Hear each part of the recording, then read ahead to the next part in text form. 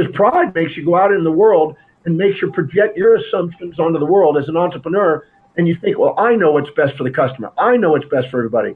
You become autocratic and you're not listening to the people. So both pride or shame can undermine wealth building. What happens is, let's say you're in a financial transaction. You've just sold a product and somebody's paid you for it. If they pay you less than what you both agreed to, you tend to get a little angry at it. You tend to be narcissistic and you say, hey, buddy, you owe me the money. You owe me the difference. And so you get narcissistic when you feel you've done a service or provided a product and they didn't pay you what you agreed it would be worth. On the other end, if you are in a situation where you did a service, they paid for it, but you don't feel that your product or your service delivered quite as much as what they paid. As a result of it, you'll have a built-in thermostat to say, you know what, I think I better give them a little extra to make sure they get a fair exchange. So you'll tend to be more altruistic when you feel that you haven't given your side of the bargain, and you'll get narcissistic when you feel that they haven't given their side of the bargain. So anytime you've done something less than what you provide, or you think you've caused more pain and pleasure to somebody, you get altruistic and sacrifice, and you feel kind of ashamed.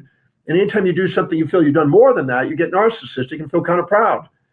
Pride tends to make you narcissistic, and shame tends to make you altruistic.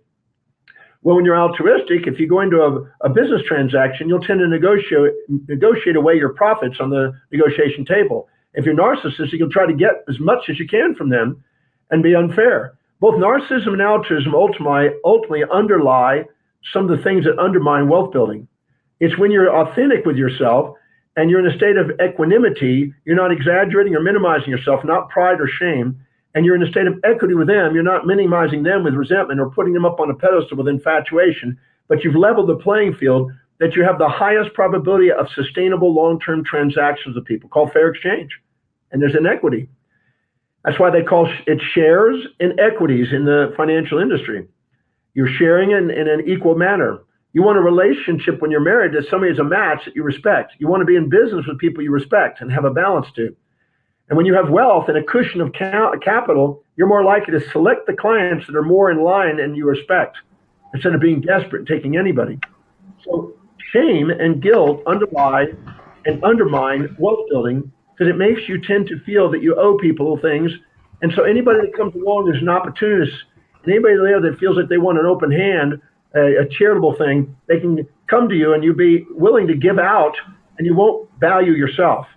So here's the exercise I would encourage people to do, is to make a list of everything that they've ever think they've done that hasn't lived up to expectation relative to themselves or other people.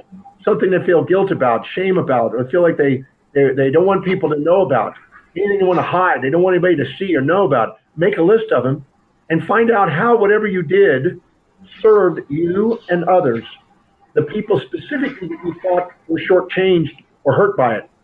And go and find out the other side, because in the Breakthrough Experience, the program I do, that's my signature program, I help people break their shame and guilt. Every weekend we do this. If they've been storing from decades in some cases, and the second they clear it, they open up the gateway now to receive. They don't even realize that the burden of shame and guilt in their life from all the things they think that they haven't lived up to, or they've done some harm to somebody, is actually keeping them from feeling worthy enough to receive and hold on to money. So we go in there, in the break, so we go in and show them how to clear the shame and guilt. And it's eye-opening to see that. The number one thing that Foster Hibbert, who worked with Napoleon Hill, that I used to lecture with, that we said that the number one thing that stopped me from building wealth and feeling worthy of financial freedom is shame and guilt. So by going and making a list of everything you've ever done that you think you've made a mistake on, or hurt somebody, or shamed on, and go find out it's served people. Because the truth is, no matter what you've done or not done, you're worthy of love. And no matter what you've done, there's two sides to it. There may be a downside, but there's also an upside, and people learn from it. And finding out how that serves people and serves you, and clearing out all the shame and all the burden that you're carrying around, will liberate you to feel, you know what, I deserve now. Your deserve level goes up when you clear out your shame and guilt. But if you go into pride, that's not to your advantage either. You don't want to go to pride or shame. You want to have self-governance where you're not proud or shamed. Because pride makes you go out in the world and makes you project your assumptions onto the world as an entrepreneur, and you think, well, I know what's best for the customer. I know what's best for everybody. You become autocratic and you're not listening to the people. So both pride or shame can undermine wealth building. It doesn't lead to fair exchange. So in the breakthrough experience, I go through there and I show you in the Demartini method how to dissolve pride and shame so you have mastery of self-governance and you have more fair exchange between you and other people, and you're now centered, authentic. And people trust people that are authentic. They don't trust people on the other side of the personas and masks that we wear. So let's clear out the pride and shame. Let's get present, and let's have fair exchange. And that's one of the keys of building a business that serves vast numbers of people. Let's say that you have $1 million. Your net worth is $1 million. And you have it in various vehicles of investment, different classes of investment. And let's say the market races the year you have them, that money in it, and it goes to 1.3. It jumps up 30%. So that means that if you had $1 million in the last year and 3 months or so, you've gone up 30%. Now, when you do, it's very easy to be vulnerable to mania, to become extroverted, to think that you're brilliant, to think you know what you're doing with investing, and you think, oh my God, I'm an investor, and you tend to be extroverted and ask people how their investments are doing. And you tend to think, well, my God, I could go and borrow money at 5%, 6%, 4%, and I can go and get double-digit returns. I'm a genius. I'm going to borrow money on a margin account and leverage it, and I'm going to go and make money off that. The problem is that the market itself is above the average mean. And so right now, people are just emotionally sentiment, and they're basically with this irrational exuberance. And so the market's in kind of a bubble. So you're not really buying quality, intrinsic value of a company. You're buying smoke. You're buying people's mania. And so then when all of a sudden the market dips, which it's going to do soon, when it crashes, then what's going to happen is all of a sudden you now got to have a margin account. You're going to be in debt, and you're going to realize you paid too much for stock. And then you were ignorant because you got manic, and you got proud, and you got elated. And that's why emotions can undermine wealth on that end. But let's say that you find out the market crashes and it does an adjustment, like in 2000 when it adjusted in the tech sector, NASDAQ dropped 78%, literally in a matter of a week or so.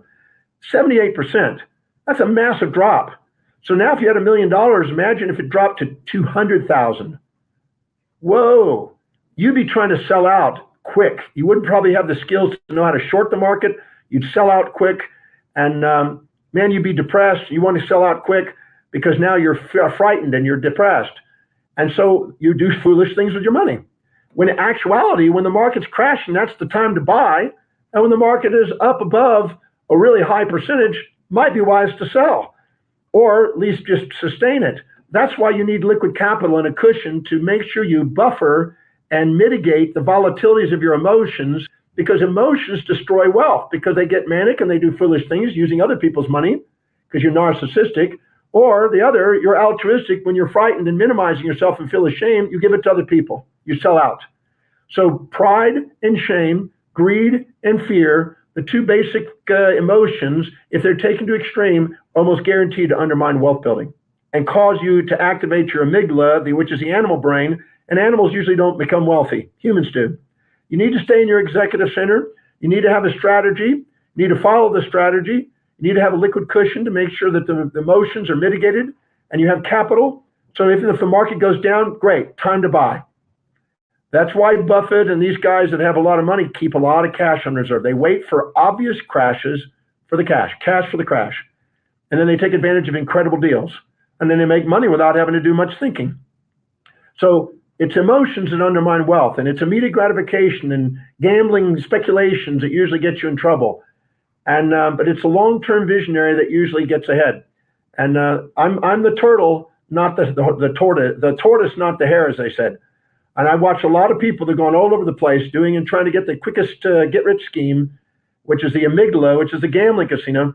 When you're looking at investments and somebody's advertising fancy cars, fancy boats, yachts, gold, diamonds, and everything else, and the lifestyle, you know that they're not here to teach you about wealth building. They're here to capitalize on your emotions and sell you a fantasy. They're going to be wealthy, but you're not. But the people that are teaching you education about how money works, what psychology is involved there, and what actually goes on in the market, they're the people that are going to help you get along financially. So make sure you think about who you're actually interacting with and what you're learning. It's easy to get swayed by instant gratification and immediate gratifying, instant overnight wealth things. It's all over the news right now, in the media right now, Bitcoins and things like that. There's all kind of things like overnight millions. Well, if it doesn't have intrinsic value, it may not be there tomorrow. Make sure you're buying true assets that truly serve people long term. That's how you build long-term wealth. Thank you for joining me for this presentation today. If you found value out of the presentation, please go below and please share your comments. We certainly appreciate that feedback. And be sure to subscribe and hit the notification icons. That way I can bring more content to you and share more to help you maximize your life. I look forward to our next presentation. Thank you so much for joining.